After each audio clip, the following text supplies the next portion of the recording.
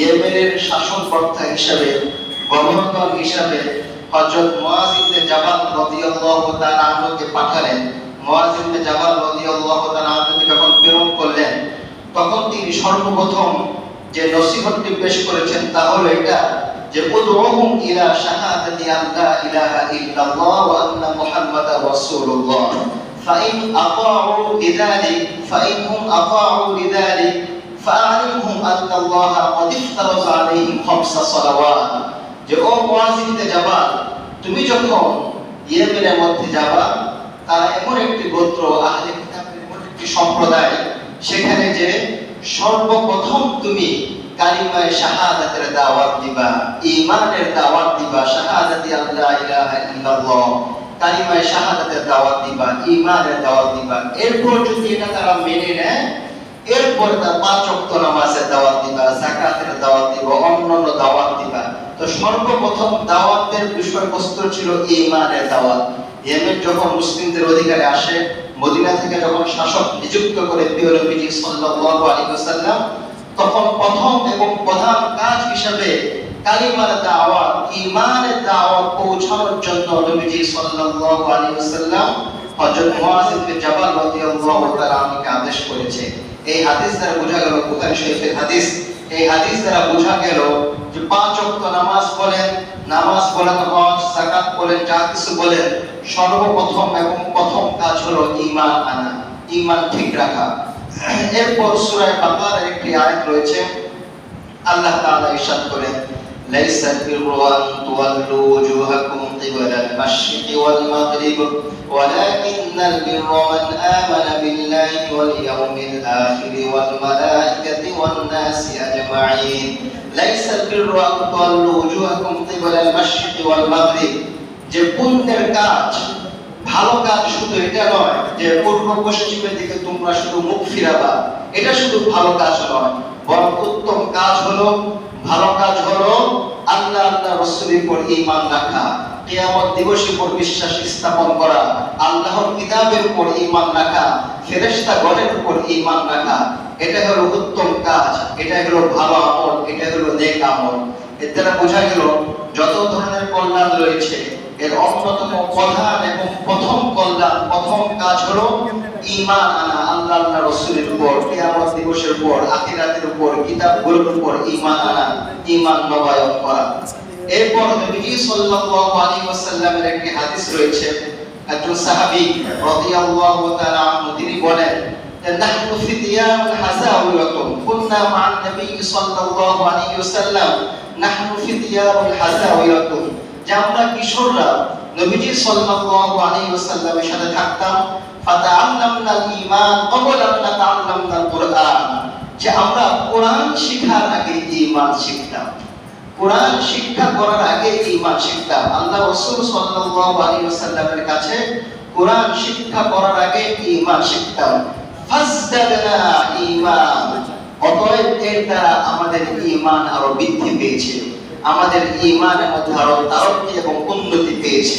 প্রথমে আমরা শিখতাম ঈমান, কারণ আমরা কথা না বলি, শুরু থেকে কথা বলতেছে, কথা প্রয়োজন বলে বাহিরে বলবো আমরা কথা।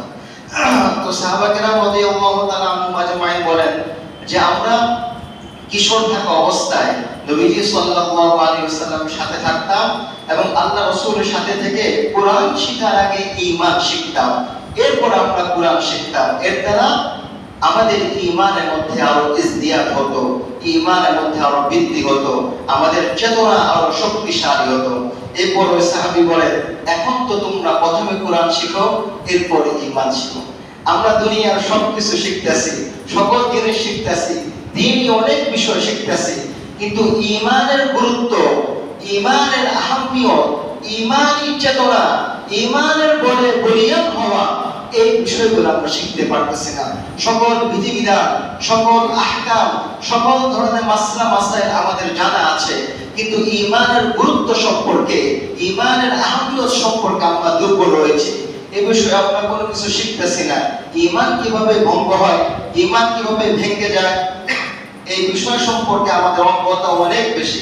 তো এই সাহাবীর এই কথাটি অনেক গুরুত্বপূর্ণ কথা যে আমরা কোরআন শিখার আগে ঈমান শিখতাম। তো প্রথম নাম্বার আলোচনা দ্বারা এটাই বোঝানোর চেষ্টা করতেছি যে মুসলমানদের প্রথম এবং প্রধান কাজ হলো ঈমান। প্রথম এবং প্রধান কাজ হলো ঈমান, ঈমানী বিষয়গুলো জানা, এরপর অন্যান্য বিষয়, এরপর অন্যান্য বিষয়। দ্বিতীয় গুরুত্বপূর্ণ বিষয় হলো সর্বোত্তম আমল এবং সর্বোত্তম জ্ঞান হলো ঈমানের জ্ঞান।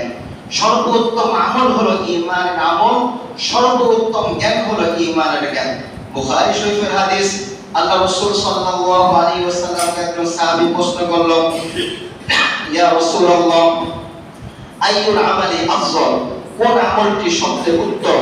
আল্লাহ রাসূল সাল্লাল্লাহু আলাইহি ওয়াসাল্লাম ইরশাদ করেন, ঈমানুন বিল্লাহি ওয়া রাসূলি, আল্লাহ রাসূলের উপর ঈমান আনা এটা সবচেয়ে উত্তম আমল। আল্লাহ রাসূলের প্রতি ঈমান আনা এটা সবচেয়ে উত্তম আমল। এই হাদিস দ্বারা সুস্পষ্টভাবে বোঝা গেল যে যত আমল রয়েছে এর মধ্যে সবচেয়ে উত্তম আমল হলো আল্লাহ রাসূলের প্রতি ঈমান আনা এবং ঈমান সম্পর্কে জ্ঞান লাভ করা। এই কারণে ইমাম আবু হানিফা রাহিমাহুল্লাহ তাআলা, ইমামে আযম ইমাম আবু হানিফা রাহিমাহুল্লাহ তাআলা বলেন, আল ফিকহুল আকবরের মধ্যে বলেন যে সবচেয়ে উত্তম জ্ঞান হলো আল্লাহ সম্পর্কে জ্ঞান, সবচেয়ে উত্তম জ্ঞান হলো ঈমানের জ্ঞান, এরপর হলো অন্যান্য বিভিন্ন বিধিবিধান মাসআলা মাসাইল জ্ঞান। আপনি আমি অনেক মাসআলা মাসাইল জানি, কিন্তু ঈমানের জ্ঞান সম্পর্কে তেমন জানি না। ঈমানের জ্ঞানের গভীরতা আমাদের মাঝে নাই। ঈমান যে বিভিন্ন ধরনের শব্দ বলার দ্বারা আমাদের ঈমানের মধ্যে দুর্বলতা আসতেছে, ঈমান ভেঙে যাচ্ছে, এই বিষয়গুলো আমরা ওয়াকিবহাল নয়। এই কারণে ইমামে আযম আবু হানিফা রাহিমাহুল্লাহ তাআলা বলেন সবচেয়ে উত্তম জ্ঞান হলো ঈমানের জ্ঞান, সবচেয়ে উত্তম জ্ঞান হলো বিভিন্ন বিধিবিধান জানার আগে হলো ঈমানের জ্ঞান জানা। এই কারণে হানাফি মাযহাবের অন্যতম একজন ফকিহ, শাম দেশের একজন ফকিহ ইবনে আবিদিন আশ-শামী রাহিমাহুল্লাহ তাআলা বলেন, প্রতিদিন মানুষের উচিত তাদের ঈমানকে প্রতিদিন নবায়ন করা, ঈমানকে ঠিক রাখা, বিভিন্ন শব্দের মাধ্যমে ঈমানের তাজদীদ করা। এই বিষয়ে নবীজি সাল্লাল্লাহু আলাইহি ওয়াসাল্লামের হাদিস রয়েছে। বারবার আল্লাহ রাসূল সাল্লাল্লাহু আলাইহি ওয়াসাল্লাম বিভিন্ন বাজারে যে বিভিন্ন মানুষের জমায়েতের মধ্যে যে একটি কথা বারবার বলতেন, জাদ্দিদু ঈমানাকুম বিলা ইলাহা ইল্লাল্লাহ, জাদ্দিদু ঈমানাকুম বিলা ইলাহা ইল্লাল্লাহ, তোমরা লা ইলাহা ইল্লাল্লাহ দ্বারা তোমাদের ঈমানকে তোমরা নবায়ন করো।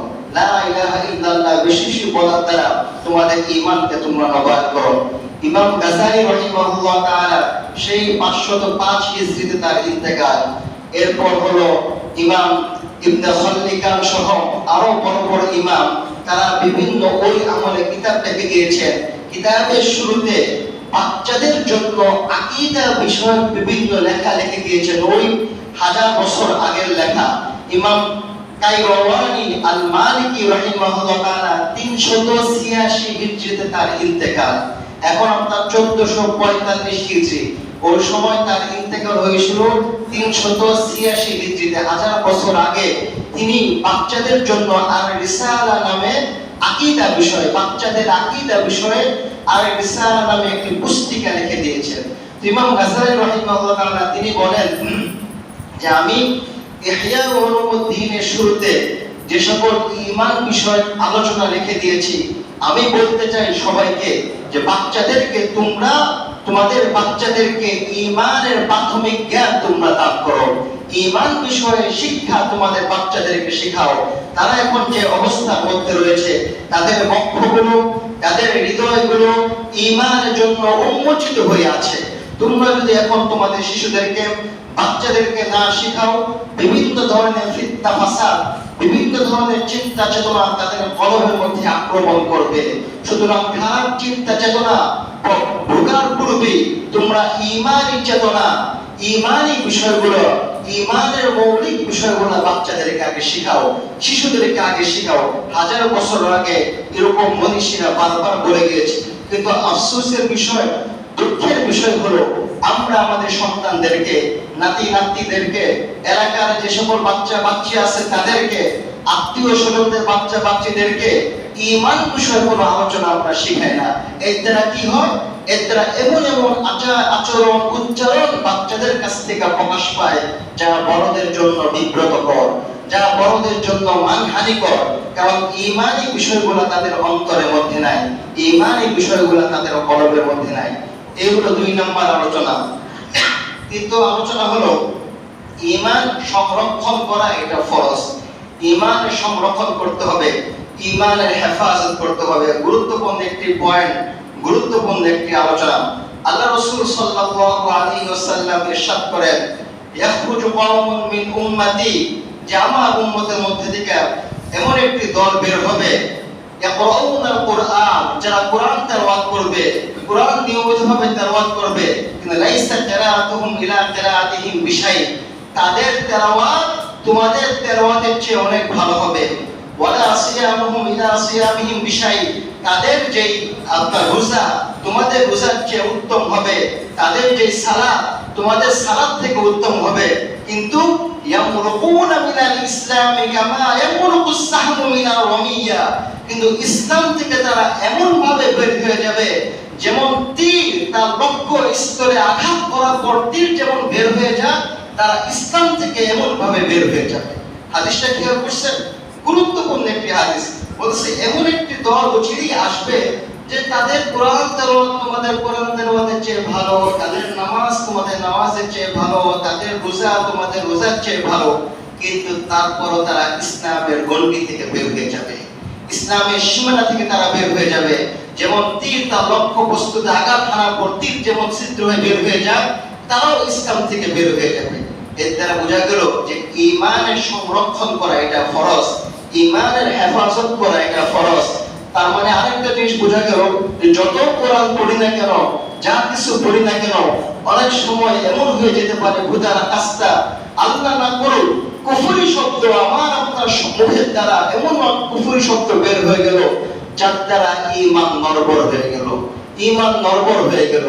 আরেকটি হাদিসে আল্লাহ রাসূল সাল্লাল্লাহু আলাইহি ওয়াসাল্লাম বলেন, ইয়াতি আলান নাসি জামানুন, এমন একটি সময় আসবে ইয়াজতামিউনা ওয়া ইউসাল্লুনা, মানুষ একত্রিত হয়ে নামাজ আদায় করতে থাকবে, ওয়ালাইসা বিমুমিন, কিন্তু কোন মানুষই সেদিন মুমিন থাকবে না। একত্রিত হয়ে নামাজ আদায় করবে কিন্তু কোন মানুষ সেদিন কি থাকবে না? মুমিন থাকবে না। গুরুত্বপূর্ণ একটা হাদিস, অনেক গুরুত্বপূর্ণ একটি হাদিস। এই হাদিস দ্বারা কেমন যেন 2 সপ্তাহ আগে একটা ঘটনা ঘটছে এটাই প্রমাণ করে দিল। 2 সপ্তাহ আগে একটা ঘটনা ঘটছে, সে আপনি একটু এই ফোনটা বন্ধ করে দিন, সামনে ফোনটা বন্ধ করে। 2 সপ্তাহ আগে একটা ঘটনা ঘটছে, এই ঘটনাটা মনে হয় এখন ঘটলো যে নামাজ আদায় করবে, ইয়াজতামিউনা ওয়া ইউসাল্লুনা, একসাথে নামাজ আদায় করবে, ওয়ালাইসা বিমুমিন, মুমিন নয়। কি ঘটনা ঘটলো? ফরিদপুরের মধুখালীতে চেয়ারম্যান সাহেব বললো যে আমি মাগরিব নামাজ পড়ে বসে আছি, পত্রিকার ভাষ্য অনুযায়ী সমস্ত রিপোর্ট এই পত্রিকাওয়ালা বহন করবে, আমি শুধু পত্রিকার ভাষ্যটা বলতেছি। সে বললে এরপর ফোন আসলো, আমি সেখানে গেলাম, 2 জন 4 জন 5 জন মুসলিমকে ধরছে, তারা বলে কোন একটা উপাসনালয় তারা আগুন ধরাইছে। তো আমি যে সেখানে মিটমাট করে আসলাম, কিন্তু পত্রিকার ভাষ্য অনুযায়ী সর্বপ্রথম আঘাতটা করছে সেই মুসলমান চেয়ারম্যান, সর্বপ্রথম আঘাতটা করছে। সাংবাদিকরা ফোন দেওয়ার জন্য ফোন দিছে, কিন্তু ফোন রিসিভ করে দেয়। এটা বাংলাদেশের ইতিহাসের মধ্যে খুব কঠিন একটা ইতিহাস। হয়তো এটা আপনারা বিষয়টা ভালো মতো নিতেছেন না। এটা আমি এই পর্যন্ত 3 বার বললাম মসজিদে, ফজর নামাজের সময় 2 বার বলছি, আর আজকে জুমার দিন 1 বার বললাম। মুসলমানকে সর্বপ্রথম আঘাত করছে একজন মুসলিম, অথচ কোন ধরনের করে নাই, কোন ধরনের বাস বিচার আদৌ সে আগুন লাগাইছে কিনা, আদৌ এগুলো করছে কিনা, তাদের তুষামত করার জন্য, ভিন্ন ধর্মের তুষামত পাওয়ার জন্য সর্বপ্রথম আঘাতটা একজন মুসলমানকে মুসলিম করলো। আঘাতটা যখন একজন করছে, এখন তো জনতা উত্তাল হয়ে গেছে, এটা আগেই জানে, সর্বপ্রথম একজনের অপেক্ষায় থাকে। একজন যখন শুরু করে দেয়, সবাই শুরু করে দেয়। 2টা তরতাজা মুসলিম যুবকের প্রাণ চলে গেল। সরকারের আমানত রক্ষা করতে যে, সরকারের বিভিন্ন কাজ চলতেছিল, ওগুলো রক্ষা করতে যে বিভিন্ন ব্যক্তি রুশানলে পড়ে 2 জন বাচ্চা সহোদর ভাই মায়ের পেট থেকে খালি হয়ে গেল। হ্যাঁ, এটা অনেক বড় কথা। মার্চেকে আঘাতটা সর্বপ্রথম করছে পত্রিকার ভাষ্য অনুযায়ী একজন মুসলিম করছে, সে আবার মাগরিব নামাজ পড়ে বসেছিল। হ্যাঁ, তো এই যে নবীজির যে হাদিস, আল্লাহ রাসূল সাল্লাল্লাহু আলাইহি ওয়াসাল্লাম বলেন যে তারা একত্রিত হবে, নামাজ পড়বে, লাইসা বিমুমিন, কিন্তু মুমিন থাকবে না। এরকম অনেক দেখা যায়, নামাজ আদায় করে সবকিছু করে, কিন্তু নিজের যে বিশ্বাস, নিজের যে ধর্ম যে দল করে, নিজের যে নেতা নেত্রীরা রয়েছে, যাদের মতাদর্শ সে পালন করে, এরা যারা নির্দেশ দেয় তাই আদায় করে, তাই পালন করার চেষ্টা করে। চাই সেটা ইসলাম বিরোধী হোক, চাই সেটা আপনার ইসলামের উপর থাকুক, নেতা নেত্রীরা যা কিছু আদেশ করে তাই পালন করার চেষ্টা করে। ইসলাম দেখার কোনো সুযোগ থাকে না। গুরুত্বপূর্ণ একটি হাদিস, নামাজ পড়বে কিন্তু মুমিন থাকবে না, নামাজ পড়বে কিন্তু মুমিন থাকবে না। এই কারণে ভাই, ঈমানি চেতনায় আমাদের বলিয়ান হতে হবে, ঈমানি দীক্ষায় আমাদের দীক্ষিত হতে হবে, ঈমানি শিক্ষায় প্রকৃত ঈমানটা আমাদের শিখতে হবে। এমন যেন না হয় নামাজও আদায় করতেছি আবার কুফরি কাজও করতেছি, নামাজও আদায় করতেছি আবার ইসলাম বিদ্বেষী কর্মকাণ্ডের মধ্যে আমি জড়িত রয়েছি, নামাজও আদায় করতেছি আবার দেখা যাচ্ছে যে ইসলামের সাথে সাংঘর্ষিক যে কাজগুলো সেগুলো আমি করতেছি। গুরুত্বপূর্ণ একটি কথা আমাদের এটা মানতে হবে, ঈমানি দুর্বলতার কারণে এই কাজগুলো আমরা করতেছি। আল্লাহ রাসূল সাল্লাল্লাহু আলাইহি ওয়াসাল্লাম আরো কঠিন কথা বলেছেন। নবীজি সাল্লাল্লাহু আলাইহি ওয়াসাল্লাম বলেন, এমন একটি সময় আসবে ইউসবিহু রাজুল মুমিনান ওয়া ইউমসি কাফিরান ওয়া ইউমসি মুমিনান ওয়া ইউসবিহু কাফিরান ইয়াবিউ দীনাহু বিআরাসিন মিনাদ দুনিয়া, যে মানুষ সকালবেলা মুমিন হয়ে বের হবে, সন্ধ্যাবেলা কাফের হয়ে ফিরবে, সন্ধ্যাবেলা মুমিন হয়ে বের হবে, সকালবেলা কাফের হয়ে ফিরবে। তারা নিজেদের ধর্মকে, নিজেদের দ্বীনকে দুনিয়ার সামান্য জিনিসের বিনিময়ে নিজেদের দ্বীনকে তারা বিক্রি করে ফেলবে। অর্থাৎ সকালবেলা মুমিন হয়ে বের হয়েছে, বিকালবেলা কাফের হয়ে ফিরছে। এরকম প্রতিদিন আমাদের এখানে দেখা যাচ্ছে, বিভিন্ন দেশে দেখা যাচ্ছে। বিভিন্ন ভাবে ঈমান হারানোর বিভিন্ন প্রজেক্ট, ঈমান হারানোর, ঈমান থেকে বিচ্যুত হওয়া যাওয়ার জন্য বিভিন্ন প্রজেক্ট কিন্তু বিভিন্ন জায়গায় স্থাপিত আছে। মুমিন ঠিক রাখতে পারতেছে না, নিজেকে অবিচল অটল রাখতে পারতেছে না ঈমানের উপর। কেন? তার ঈমানটা দুর্বল, ঈমান সে ভালোমতো শিখে নাই, ঈমানের উপর সে অটল অবিচল থাকে নাই। সুতরাং ভাই, ঈমান আমাদের শিখতে হবে, ঈমানের বলে বলিয়ান হতে হবে। আশরাফ আলী থানভী রাহিমাহুল্লাহ তাআলা বলেন, ইস জামানা মে, এই জামানায়, এই কালে যে যারা পাত্র রয়েছে, এই পাত্রদেরকে দেখা, পাত্র মানে বর জামাই, এই পাত্রদেরকে দেখা অনেক গুরুত্বপূর্ণ একটি বিষয়। আমরা যে বিবাহ দিই, পাত্রের কি দ্বীন আছে কিনা এই বিষয়গুলো আমরা লক্ষ্য রাখি না, ঈমান আছে কিনা এই বিষয়গুলো আমরা লক্ষ্য রাখি না। অথচ প্রায় 80 বছর পূর্বে হাকিমুল উম্মত আশরাফ আলী থানভী রাহিমাহুল্লাহ তাআলা বলেন যে পাত্র নেককার নাকি বদকার, পাত্র কি নেককার নাকি বদকার এটা দেখার আগে পাত্র কি মুসলমান নাকি কাফের এটা দেখা আবশ্যক। পাত্র মুসলমান নাকি কাফের এটা দেখা আবশ্যক। নিজেদের কন্যাদেরকে কাফের পাত্রের কাছে আমরা দিচ্ছি, এই বিষয়টা যেন না হয়। কারণ এমন শব্দ বের হয়ে যাচ্ছে পাত্রদের কাছ থেকে যার দ্বারা ঈমান শেষ হয়ে যাচ্ছে, ঈমান নিঃশেষ হয়ে যাচ্ছে। আমরা অনেকেই বিবাহের সুন্নত পালন করি, খুশি যে না নিজের কন্যাকে সুন্নত অনুযায়ী বিবাহ দিলাম, কিন্তু পাত্র যে কোন পাত্র বসছে এই বিষয়গুলো আমরা লক্ষ্য রাখি না। পাত্র কি ইসলাম বিদ্বেষী কর্মকাণ্ডের সাথে জড়িত কিনা, পাত্রের ঈমানটা সঠিক আছে কিনা এটা আমাদের যাচাই করা দরকার। এরপর আশরাফ আলী থানভী রাহিমাহুল্লাহ তাআলা বলেন যে এই সময় আধুনিক শিক্ষা শিক্ষিত মানুষদের মাঝে এমন এমন শব্দ বের হয়ে আসতেছে যার দ্বারা পাত্রের ঈমান নিঃশেষ হয়ে যাচ্ছে, পাত্রের ঈমান আর থাকতেছে না। 80 বছর আগে আশরাফ আলী থানভী রাহিমাহুল্লাহ তাআলা সতর্ক করে দিচ্ছে মুসলমানদেরকে যে আধুনিক শিক্ষায় শিক্ষিত হওয়ার দ্বারা এমন এমন শব্দ মানুষদের মুখ থেকে বের হয়ে আসতেছে যার দ্বারা এই পাত্রের ঈমান পর্যন্ত চলে যাচ্ছে। 80 বছর আগে যদি ওই জামানার অবস্থা এমন হয়, তা বর্তমান শিক্ষা ব্যবস্থা কেমন এটা তো আমি আপনি ভালো করে জানি। তো এখন তো আপনার চলতে ফিরতে ঈমানকে ঠিক রাখাটাই এখন কষ্ট করে হয়ে যাচ্ছে। এরপরে আনোয়ার শাহ কাশ্মীরি রাহিমাহুল্লাহ তাআলা তিনি বলেন যে বর্তমান আধুনিক শিক্ষা শিক্ষিত মানুষদেরকে আমরা শুধু এই কারণে মুসলমান বলি যে তার নামটা মুসলমান এবং তার কাছ থেকে প্রকাশ্য কোনো কুফরি শব্দ বের হচ্ছে না, এই কারণে শুধু আমরা তাদেরকে মুসলমান বলতেছি। কথাটা অনেক গুরুত্বপূর্ণ যে একজন মুসলমানকে আমরা মুসলমান কেন বলতেছি। আনোয়ার শাহ কাশ্মীরি রাহিমাহুল্লাহ তাআলা বলেন প্রায় 150 বছর আগে তিনি বলেন যে আমরা শুধু তাদেরকে মুসলমান এ কারণে মুসলমান বলতেছি যে তার নামটা শুধু মুসলমান, তার নামটা শুধু মুসলমান, এই কারণে মুসলমান বলতেছি। ও ভাই, নামের দ্বারা পার পাওয়া যাবে না, বরঞ্চ ঈমান যেন আমার শরীর থাকে এবং কোনো কুফরি শব্দ, কোনো কুফরি বাক্য যেন আমার কাছ থেকে বের না হয়, এই বিষয়টা গুরুত্বের সাথে দেখা দরকার। এরপর চতুর্থ আলোচনা হলো, কোনো ভালো কাজই ঈমানের সমতুল্য হতে পারে না। কোনো ভালো কাজ ঈমানের সমতুল্য হতে পারে না, ঈমানের বরাবর হতে পারে না। কোরআন মাজিদে আল্লাহ তাআলা বলেন, আজআলতুম সিকায়াতাল হাজ্জ ওয়া ইমারাতাল মাসজিদিল হারাম কামান আমানা বিল্লাহি ওয়াল ইয়াউমিল আখির ওয়া জাহাদা ফি সাবিলিল্লাহ। আজআলতুম সিকায়াতাল হাজ্জ ওয়া ইমারাতাল মাসজিদিল হারাম। মক্কার কাফেররা সব সময় বলতো যে আমরা তো মসজিদে হারামে রক্ষণাবেক্ষণ করি, হাজীদেরকে পানি পান করাই, এত ভালো কাজ আমরাও করি, তাহলে আমাদের যে তোমরা কি বেশি উত্তম কাজ করো, তোমরা কি বেশি ভালো কাজ করো? আজআলতুম সিকায়াতাল হাজ্জ ওয়া ইমারাতাল মাসজিদিল হারাম কামান আমানা বিল্লাহি ওয়াল ইয়াউমিল আখির ওয়া জাহাদা ফি সাবিলিল্লাহ। এই আয়াতের শানে নুজুল ছিল এটা আপনার যখন নবীজি সাল্লাল্লাহু আলাইহি ওয়াসাল্লামের চাচা হযরত আব্বাস রাদিয়াল্লাহু তাআলা আনহু ইসলাম ধর্ম গ্রহণ করার আগে বদর যুদ্ধের পরে তিনি আপনার বন্দী হয়েছিলেন মুসলমানদের হাতে। তখন মুসলমানরা আপনার তাকে বিভিন্ন ধরনের বিদ্রুপাত্মক কথাবার্তা বলতেছিল, তুমি এখনো তোমাদের আগের ধর্মে আসো, এখনো ইসলাম ধর্ম গ্রহণ করতে পারতেছো না। তখনই আব্বাস রাদিয়াল্লাহু তাআলা আনহু বললেন যে আমরা তো মসজিদে হারামে রক্ষণাবেক্ষণ করি, হাজীদেরকে পান করাই, এই কাজ কি তোমার ঈমান আর হিজরতের চেয়ে আমাদের এই কাজটা কি কম?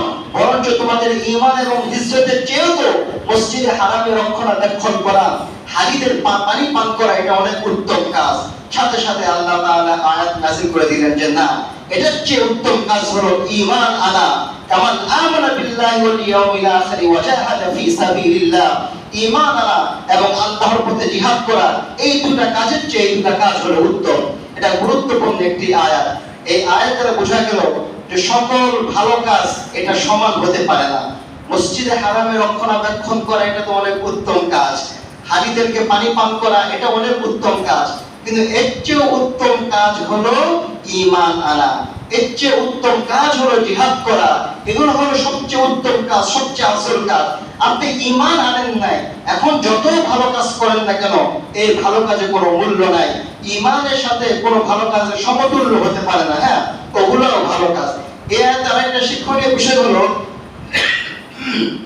আপনার কোন মুসলমান যদি কোন ধরনের মনে করেন নবীজি সাল্লাল্লাহু আলাইহি ওয়াসাল্লামের বিরুদ্ধে বিদ্রোহাত্মক বা কার্টুন, আল্লাহ রাসূলের নামে কোনো কার্টুন বের হলো, আপনার এরপরে যদি তারা কোনো আপনার কোনো প্রতিবাদে যোগ দিল, কোনো মুসলমান হয়তো সে নামাজ কালাম করে না, ইবাদত করে না, আপনার কোনো ক্রিকেটার হোক, কোনো অন্য কোনো ব্যক্তি হোক, অথবা অন্য কোনো পেশার লোক, সে মুসলিম কিন্তু কোনো আক্রমণ আসার পর, ইসলামের উপর কোনো আক্রমণ আসার পর, নবীর উপরে কোনো বিদ্বেষ মন্তব্য করার পরে তিনি কোনো প্রতিবাদ করলেন, সুতরাং তার এই প্রতিবাদটা ওই নামাজ কেন পড়েন না, আপনার মসজিদে কেন আসেন না, এই সকল শব্দ দ্বারা তার এই প্রতিবাদকে খাটো করা যাবে না। এই কারণ ওগুলার মহব্বত, ওগুলার আপনার নবীজির মহব্বত, নবীজির ভালোবাসা এটা অনেক উঁচুতে, এটা অনেক ঊর্ধ্বে স্থান করে। যা হোক, পঞ্চম নাম্বার আলোচনা হলো আমলের গ্রহণযোগ্যতার জন্য ঈমান আকীদা ঠিক রাখা এটা প্রয়োজন। কোন আমলের গ্রহণযোগ্যতা হওয়ার জন্য ঈমান এবং আকীদা এটা ঠিক রাখতে হবে।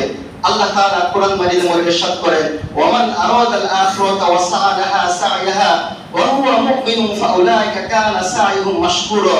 কোন ব্যক্তি আখিরাত কামনা করলো এবং আখিরাতের প্রতি আপনার বিভিন্ন ধরনের চেষ্টা প্রচেষ্টা চালাতে লাগলো, তো আল্লাহ তাআলা ইরশাদ করেন তার এই চেষ্টা প্রচেষ্টা তখনই গ্রহণযোগ্য হবে তখন যখন তার ঈমান থাকবে। ঈমান থাকলে তার যত আমল রয়েছে প্রত্যেকটা আমল গ্রহণযোগ্য হবে।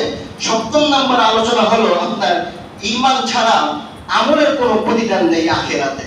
আখিরাতে ঈমান ছাড়া আমলের কোনো প্রতিদান পাওয়া যাবে না। একজন মানুষ অনেক আমল নিয়ে আসবে আখিরাতের মধ্যে, অনেক আমল নিয়ে আসবে। আল্লাহ তাআলা যখন তার বিচার করার জন্য আসবে, আল্লাহ তাআলা যখন তার প্রতিদান দেওয়ার জন্য আসবে, যখন তার ঈমান থাকবে না প্রত্যেকটা আমল ধূলিকণার মতো আল্লাহ তাআলা উড়িয়ে দিবে। আল্লাহ তাআলা ইরশাদ করেন, ওয়াকাদিমনা ইলা মা আমিলু মিন আমালিন ফাজআলনাহু হাবাআম মানসুরা।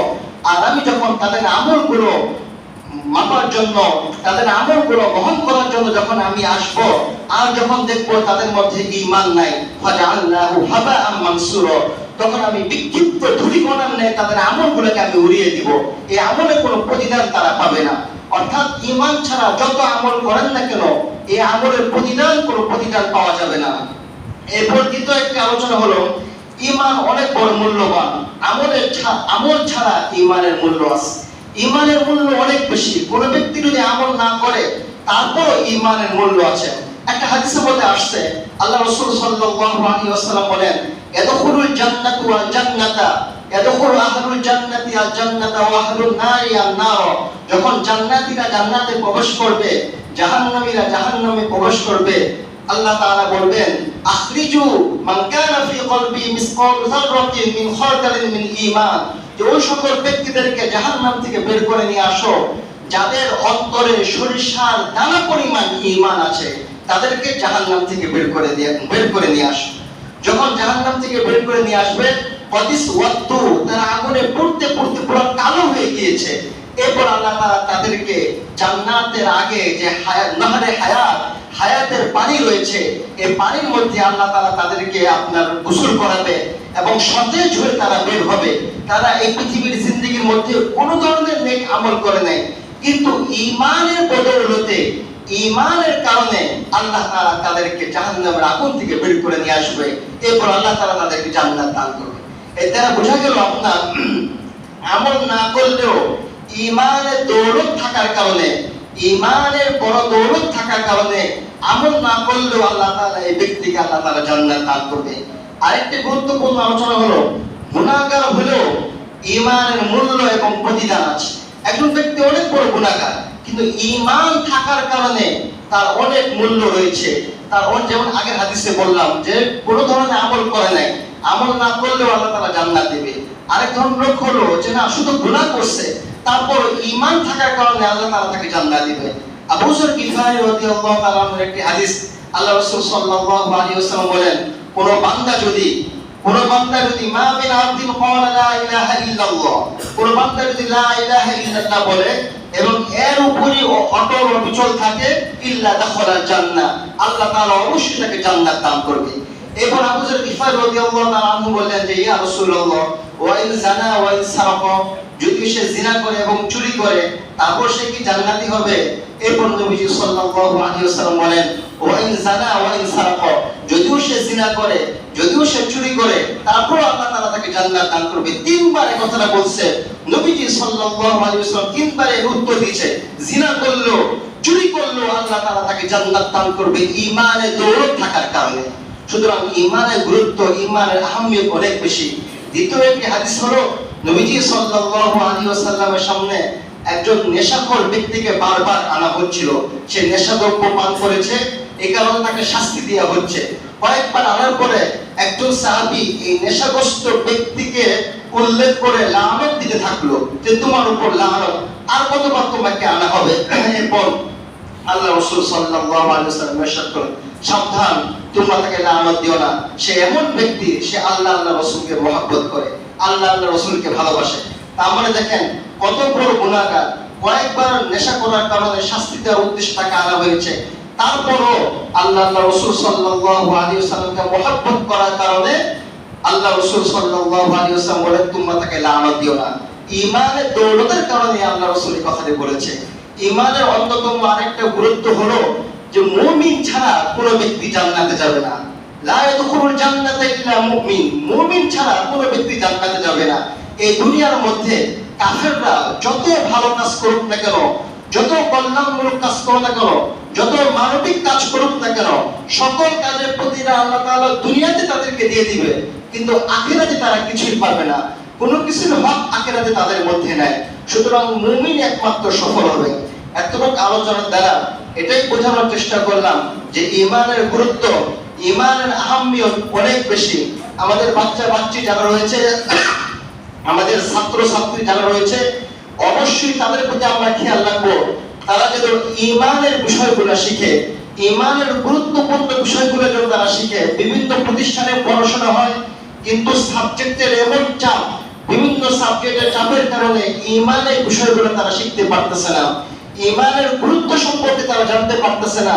এই না জানার ফলে কি হচ্ছে, নানাবিধ কুফরি শব্দ, কুফরি বিষয়গুলো তাদের মুখ থেকে বের হয়ে যাচ্ছে, কুফরি কালাম তারা মুখ থেকে বের হয়ে যাচ্ছে, ঈমান পর্যন্ত চলে যাচ্ছে। নামাজ ভঙ্গের যেমন কারণ রয়েছে, ওযু ভঙ্গের যেমন কারণ রয়েছে, ওযু ভেঙে গিয়েছে, ওযু ভাঙলে যেমন নামাজ হয় না, নামাজ ভাঙলে যেমন নামাজ হয় না, অনুরূপ ভাবে ঈমান ভঙ্গেরও কিছু কারণ রয়েছে। ঈমান ভাঙলে এই ব্যক্তি আর মুমিন থাকে না, এই ব্যক্তি কাফের হয়ে যায়, এই ব্যক্তি আর মুমিন থাকে না। আমরা ওযু ভঙ্গের কারণগুলো আমরা খুব ভালো করে জানি, আমরা নামাজ ভঙ্গের কারণগুলো আমরা ভালো করে জানি, কিন্তু ঈমান ভঙ্গের কারণগুলো আমরা ভালো করে জানি না। এই বিষয়টা অনেক গুরুত্বপূর্ণ। ঈমানের দীক্ষা, ঈমানের শিক্ষা আমাদের অর্জন করতে হবে, তাহলে আমরা ঈমানের উপর অটল এবং অবিচল থাকতে পারবো। মনে রাখবেন, শুধু মুমিন হলেই হবে না, ঈমানদার হলেই হবে না, বরঞ্চ শেষ পর্যন্ত ঈমানের উপর অটল এবং অবিচল থাকতে হবে। প্রকৃত সাফল্য পেতে হলে এবং মৃত্যুর আগ পর্যন্ত ঈমানের উপর থাকতে হবে। ওয়ালা তামুতুন্না ইল্লা ওয়া আনতুম মুসলিমুন। আর তোমাদের মৃত্যুটা যেন এমন অবস্থায় হয় যেন তোমরা মুমিন, মুমিন না হয়ে তোমরা মৃত্যুবরণ করো না। এর দ্বারা বোঝা গেল মৃত্যুর আগ পর্যন্ত ঈমানের উপর অটল অবিচল থাকতে হবে। ইন্নাল্লাযীনা ক্বালু রাব্বুনাল্লাহ সুম্মা ইসতাকামু তাতানাজ্জালু আলাইহিমুল মালায়েকাতু আল্লা তাখাফু ওয়া লা তাহজানু ওয়া আবশিরু বিল জান্নাতিল্লাতী কুনতুম তুআদুন। ইন্নাল্লাযীনা ক্বালু রাব্বুনাল্লাহ, যারা বলে আমাদের রব আল্লাহ তাআলা, সুম্মা ইসতাকামু, অতঃপর এর উপর অটল এবং অবিচল থাকে, তারপর ফেরেশতারা তাদেরকে জান্নাতের সুসংবাদ দেয়। এর দ্বারা বোঝা গেল যে আপনার ঈমান আনলি হবে না, ঈমানের উপর অটল এবং অবিচল থাকতে হবে, দৃঢ় থাকতে হবে, তাহলেই আল্লাহ তাআলার রহমত বরকত আমাদের উপর আসবে। আমরা ইনশাআল্লাহ তাআলা আমাদের সন্তান সন্ততি যারা রয়েছে, বাসা বাড়িতে যারা রয়েছে, সকলকে ঈমানের শিক্ষা দিব। ঈমানের শিক্ষা যদি আমরা না দেই, আমাদের ঘরের মধ্যে কুফরি ঢুকে যাবে, আমাদের ঘরের মধ্যে কুফরি কালাম ঢুকে যাবে। আল্লাহ তাআলা আমাদেরকে হেফাজত করুন, ঈমানের বলে বলিয়ান হওয়ার তৌফিক দান করুন। ওয়া আখিরু দাওয়ানা আলহামদুলিল্লাহি রাব্বিল আলামিন। যারা ওয়ালা জুমা চার রাকাত সুন্নাত করি না, সুন্নাত করি।